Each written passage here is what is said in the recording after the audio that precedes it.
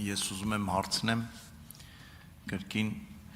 տրանսպորտի մասին, այսինքն տաքսի ծառայություններում այդ մրցակցության մասին եւ այդ մենաշնորհների մասին։ Մի անգամ մենք այս մասին խոսել ենք։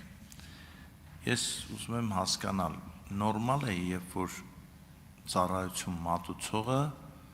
անձրևի պատճառով գինը 4 անգամ միանգամից բարձրացնում է։ Սա ինչ-որ հակատրամաբանական չէ եւ բիզնեսի համար ի վերջո մարդը երբ որ իր բյուջեն պլանավորում է, օրինակ պլանավորում է, որ այս ամիս ես տաքսու վրա պետք է ծախսեմ օրինակ 100,000 դրամ կամ 10,000 դրամ, հաշվի առնելով ինչ-որ միջին գին, բայց քանի որ մենաշնորհ կա, համարյա մենաշնորհ, ասենք անձրևը 4 անգամ բարձրանում է գինը, չգիտեմ, սեպտեմբերի 1-ը 10 անգամ է բարձրանում։ Գիտեք, հարցը այստեղ թանկու էժանը չի, հարցը նա մենք թույլ ենք տալիս, որ այդ,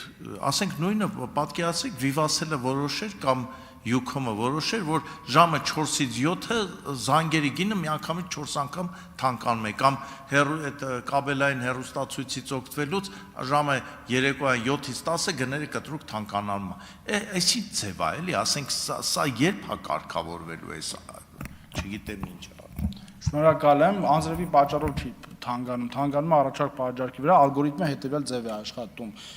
Ժամանակ, այն ժամանակը, որ վարորդը ծախսելու է տվյալ այծ բկետ անցնելու համար եւ կիլոմետրը։ Ենթադրում ձեր ասած անձրևի ժամանակ այծ բկետ անցնելու համար վարորդը ավելի շատ ժամանակ է կայացում եւ դրանից բացի կա գործակից, որը առաջարկ պահանջարկի հիման վրա է,